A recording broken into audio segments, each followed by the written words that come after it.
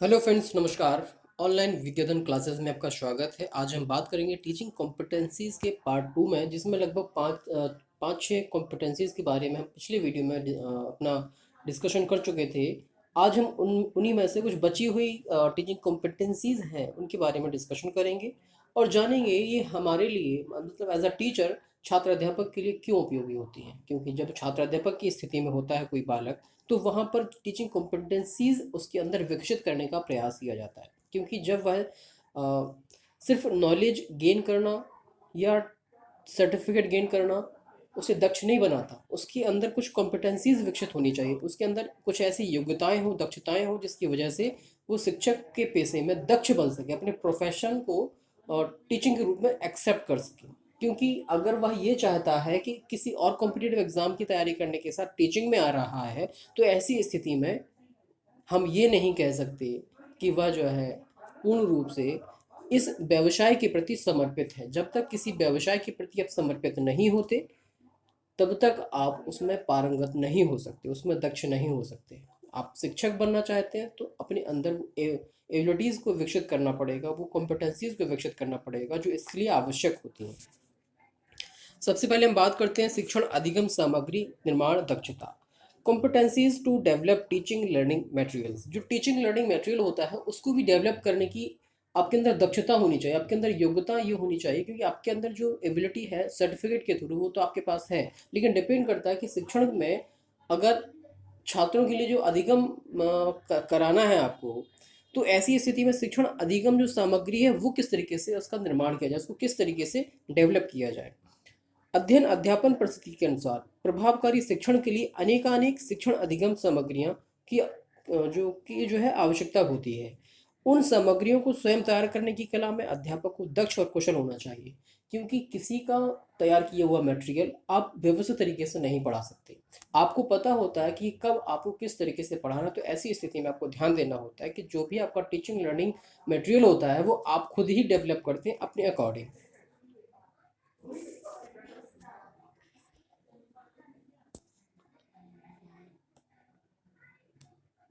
अगर इनकी अनुपलब्धता की स्थिति होती है, तो ऐसी स्थिति में शिक्षण को प्रभावकारी रूप देना संभव नहीं हो पाता। क्योंकि सबसे बड़ी बात है, जब आपके पास भले ही आपने जिस टॉपिक को पढ़ाने जाना है उस टॉपिक के बारे में आपको नॉलेज है, लेकिन आपने उसके लिए जो टीचिंग लर्निंग मटेरियल तैयार नहीं किया, तो ऐसी स्थिति में आप कन्फ्यूज हो जाते हैं। जो कम्युनिकेशन जो बना होता है छात्र और अध्यापक के बीच में, वहाँ पर थोड़ा सा गैप हो जाता है, जिसकी वजह से जो शिक्षण का जो स्तर है, छात्र का जो चिंतन का जो स्तर होता है, वहाँ तक हम उसको नहीं ले जा पाते हैं।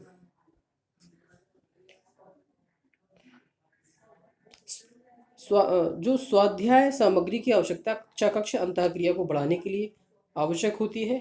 आधुनिक तकनीक के उपयोग से भी शिक्षण के प्रभाव को स्थायी बनाना संभव हो पाता है। क्योंकि समय समय पर तकनीक हमारे लिए उपयोगी होती चली जा रही है। आपने देखा कि वर्तमान परिस्थितियाँ, कोरोना क्राइसिस चल रहा है, इसके दौरान वर्क फ्रॉम होम की स्थिति आ गई है। लोग घर पे बैठ के अपने सारे काम कर रहे हैं, चाहे वो ऑफिस वर्क हो या टीचिंग वर्क हो।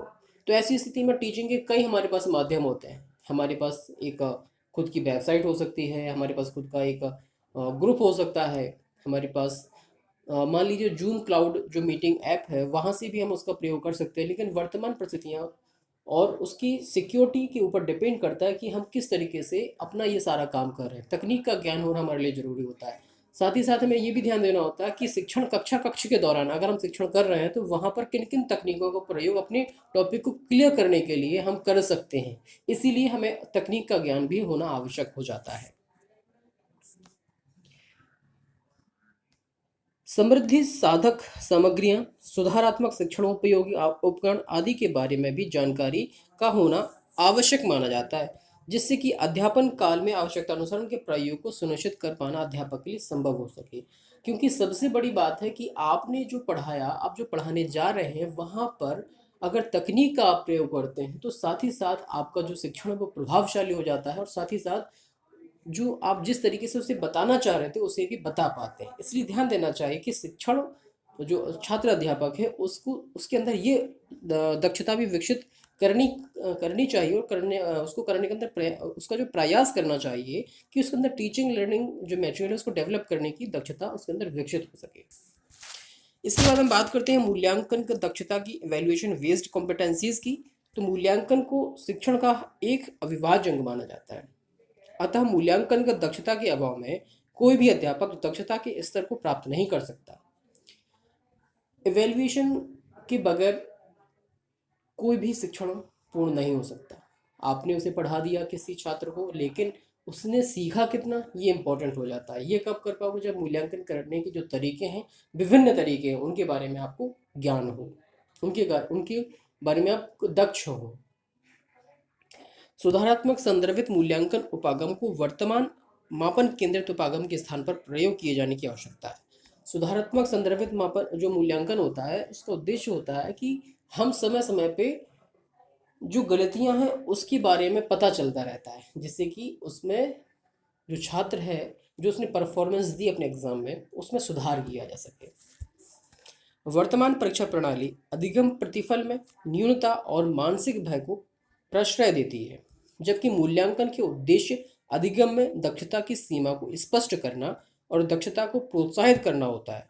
छात्र को उपलब्धि के आधार पर वर्गीकृत करना पर्याप्त नहीं माना जा सकता और उत्तीर्णांक का कोई औचित्य नहीं रह जाता। कहने का तात्पर्य को जो आपने देखा होगा कि समय समय पे जो भी आप किसी भी क्लास में एडमिशन लेते, तो वहाँ पर उसका एक मिनिमम पासिंग मार्क्स होते हैं कि 33% या 36% या 40%।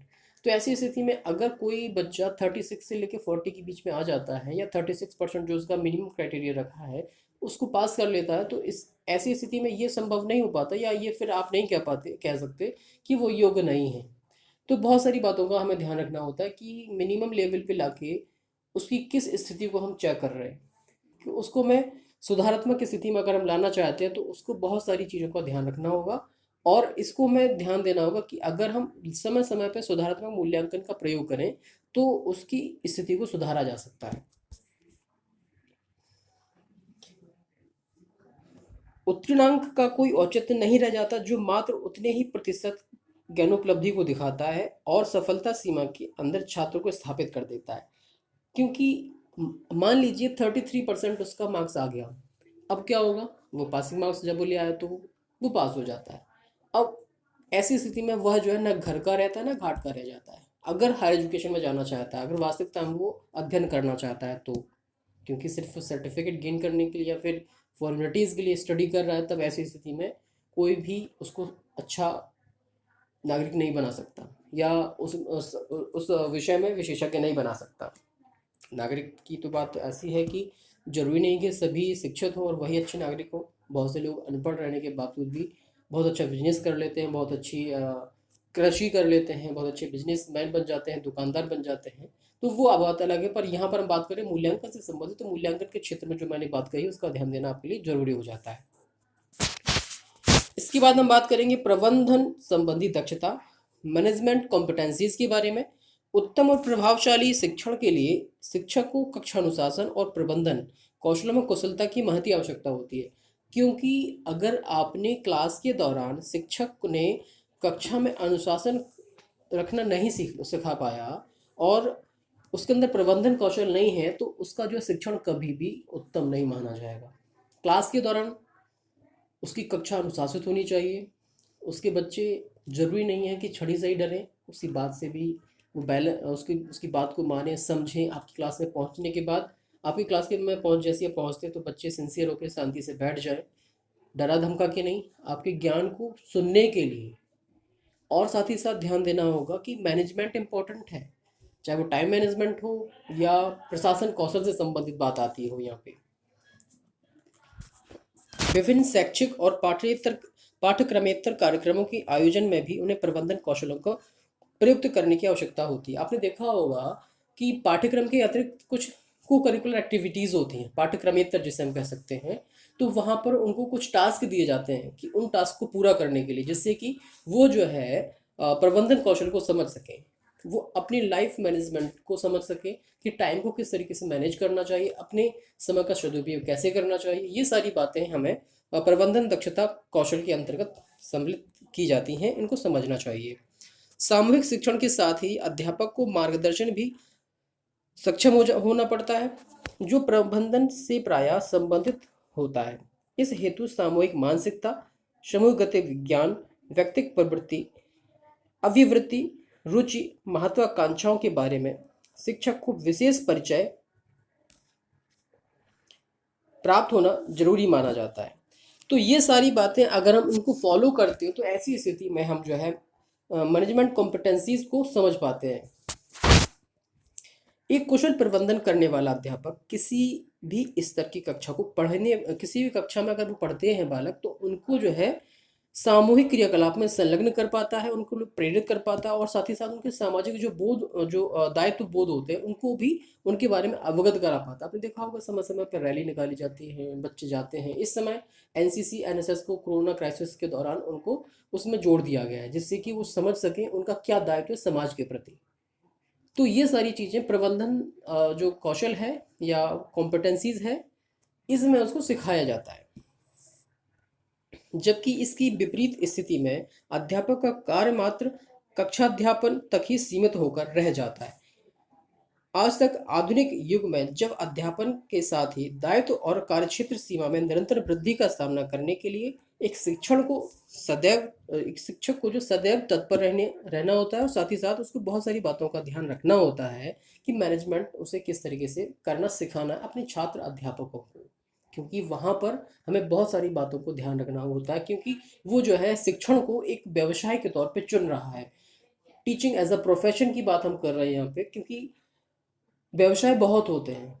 ऐसी स्थिति में उसने अगर शिक्षक व्यवसाय को चुना है तो उसके अंदर कुछ दक्षताएं होनी चाहिए। उन दक्षताओं के बारे में आज हम बात कर रहे हैं। ये जो है दक्षताएं अगर बात करते हैं तो बीएड और एमएड सभी लेवल के लिए उपयोगी होती हैं, और एनटीए यूजीसी के आपके सिलेबस में तो यहाँ पर तो ये उपयोगी है ही, क्योंकि बीएड और पाठ्यक्रम में, एमएड पाठ्यक्रम में इसको भी टीचिंग कॉम्पिटेंसीज के नाम से, ईपीसी के नाम से, इनहेंसिंग प्रोफेशनल कॉम्पिटेंसीज के नाम से अलग से एक पाठ्यक्रमेतर कार्यक्रम को जोड़ा गया है उसमें, जिससे कि बच्चों के अंदर, पीपल टीचर के अंदर जो है इन दक्षताओं को विकसित किया जा सके। अभिभावक सहकार दक्षता, competencies related to working with parents. अभिभावक आज भी अधिगम के प्रति उतना ना तो जागरूक होता है और ना ही उसके प्रति उसकी जो है रेगुलरिटी होती है, ना ही जो है टाइम बाउंड होकर काम कर पाता है, ना ही उसना अपना सहयोग दे पाता है, ना ही आचरण को इस तरीके से कर पाता है कि बच्चा किस तरीके से कार्य करे। स्कूल में बच्चा सुबह 8 बजे जाता है, 12 बजे घर आ जाता है, 4 घंटे रहा, 6 घंटे रहा, लेकिन मैक्सिमम टाइम अपने घर के बीच में बिताता है। तो सारी चीज़ें वो क्या करता है, कंट्रोल कौन कर रहा है, उसके माता पिता या उसके पेरेंट्स कर रहे होते हैं, उसके अभिभावक कर रहे होते हैं। तो उसका भी वहाँ पर सपोर्ट चाहिए होता है। अगर ऐसी स्थिति में सपोर्ट नहीं मिलेगा तो टीचर उसको कभी भी विद्वान नहीं बना सकता। जब जैसा माहौल घर का होता है तो वैसा उसके ऊपर जो पड़ता है। इसलिए ध्यान देना होता है कि उसको जो है छात्र अध्यापक को इस तरीके की सिचुएशन क्रिएट करनी होती है कि उसका जो पेरेंट्स हैं, उसके माता पिता हैं, वो उसका सहयोग देने लग जाए।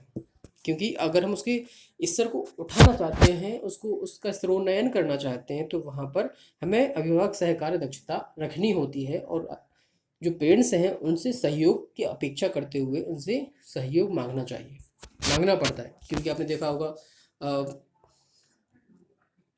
टीचर पेरेंट्स मीटिंग होती है, वहाँ पर उनसे बहुत सारी बातों पर चर्चा की जाती है, जो उसकी कमियाँ हैं उनकी कमियों के बारे में, और जो अपेक्षाएं की जाती हैं वो सारी बातें वहाँ पर उसको बताई जाती हैं।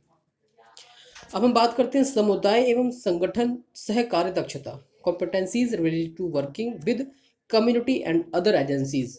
अदर एजेंसीज में बहुत सारी चीज़ें आ जाती हैं, क्योंकि इन एजेंसीज के बारे में अपने फिलॉसफी में मैंने आपको बताया है कि वहाँ पर एजेंसीज हमारी कौन कौन सी होती हैं, घर परिवार समाज, ये सारी चीज़ें, स्कूल, ये सभी जो एजेंसीज होती हैं। विद्यालय को संसाधन संपन्न बनाने और स्थिति को सुधारने के लिए आगामी दिनों में समुदाय और अन्य सहयोगी या सहयोग तत्पर संगठन की सहयोग की को जो है ग्रहण करना जरूरी हो जाता है। उपनिवेश काल में शिक्षा और शिक्षकों को समुदाय और समाज से दूर रखने के लिए प्रबंध किया गया था, ताकि अंग्रेजी भाषा को स्थापित कर पाना निशिक्षित वर्ग को संभव हो सके। उन यहाँ पर ये बात बताई जा रही है कि आपने देखा होगा जब ब्रिटिश पीरियड था, अगर बच्चे को उसको जो है उसकी समाज से अलग कर दिया जाता था, क्योंकि उसको सिखाना क्या था, ऐसे शिक्षकों, ऐसे लोगों को तैयार करना था जिससे कि वो शक्ल से भारतीय हो और अंदर से अंग्रेज उत्पन्न होते हो। अंग्रेजी भाषा को सुने अंग्रेजी भाषा को बोले। तो ऐसी चीज़ कब क्रिएट होगी, जब हम वैसा ही इन्वायरमेंट को क्रिएट करें। हॉस्टल जो परंपरा है वो वैसे ही वहीं से लाई गई है। और साथ ही साथ आपने देखा गुरुकुल शिक्षा प्रणाली जो हुआ करती थी, जहाँ पर संस्कृत भाषा प्रमुख मानी गई, और समय समय पे देश काल परिस्थिति के अनुसार ये संस्कृत भाषा विभिन्न भाषाओं में बदलती चली गई या फिर बोलियों में बदलती चली गई। लेकिन इसका उद्देश्य ही यही था कि उसको जो है जब समाज से और जो अन्य एजेंसी से अलग कर दिया जाएगा, तब वह जो है जैसा हम इन्वायरमेंट क्रिएट करना चाहते हैं वैसा हम कर पाएंगे, उसको वैसा बना पाएंगे जैसा हम बनाना चाहते हैं। यह नव शिक्षित वर्ग परंपरागत भारतीय समाज से दूर और विदेशी हुकूमत से निकट संपर्कित हो सके, यह उनकी अभिलाषा थी। लेकिन आज की जो स्थितियां हैं जो बदल चुकी हैं। कैसे?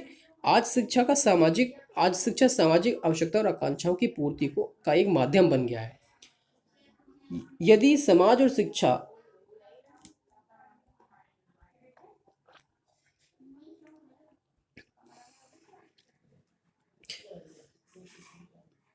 यदि समाज और शिक्षा तथा विद्यालयों के मध्य निकट संपर्क स्थापन में कुशल ना हो, तो सामुदायिक संसाधनों का उपयोग विद्यालय के लिए करने में सक्षम नहीं हो पाता। ऐसी स्थिति में बहुत सारी बातों का हमें ध्यान रखना होता है। शिक्षा तो और विद्यालय जो है और समाज है, इन सबको बैलेंस फॉर्म में चलना पड़ता है। सबको इस तरीके से देखकर चलना पड़ता है कि अगर हम जो अपेक्षाएं उससे चाहते हैं वो पूर्ण हो सकें। लेकिन जो ब्रिटिश काल था वहाँ की परिस्थितियाँ अलग थी, आज की परिस्थितियाँ बिल्कुल अलग हैं। इसलिए बहुत सारी बातों को हमें बैलेंस करके चलना पड़ेगा। सामुदायिक परिप्रेक्ष्य परिच्छेदी का निर्माण को महत्व न होने देने वाला हो तो अवश्य ही इस दूरी को कम कर पाना संभव हो सकता है, और उन्हें सामाजिक प्रतिष्ठा की प्राप्ति भी कठिन साबित हो सकती है। जाति उपजातिगत संस्कृति, आकांक्षाएं, साक्षरता, जागरूकता, सामुदायिक संरचना, महत्वपूर्ण सामाजिक प्रतिष्ठा वाले व्यक्तित्व, संसाधनों जो उपलब्धि और आदि समस्त जो सूचनाएं होती हैं वो सामाजिक परिप्रेक्ष्य का के अवयवों के तत्व होते हैं। और सबसे बड़ी बात है कि हर समाज के अपने कुछ गुण होते हैं। अपने गुण का मतलब है उनकी कुछ अपनी अ, विशेषताएं होती हैं, उनकी कुछ अपनी बोलियां होती हैं। अगर समय समय पे उन बोलियों को मिक्स यहाँ पर कर दिया जाएगा तो वहाँ पर दक्षता भी प्रभावित होती है। लेकिन अगर प्राइमरी लेवल पे किसी स्टूडेंट को पढ़ाया जा रहा है तो वहाँ पर हमें ध्यान देना चाहिए कि उसकी जो क्षेत्रीय भाषा है मैक्सिमम उदाहरण उस लेवल के हों। इसे तो व्यवहार कुशलता संप्रेषण दक्षता का उसका विशेष भूमिका यहाँ पर अदा करती है। अगर हम इन सभी चीज़ों को बैलेंस फॉर्म में लेकर चलें तब हम इस चीज़ में दक्ष माने जाएंगे।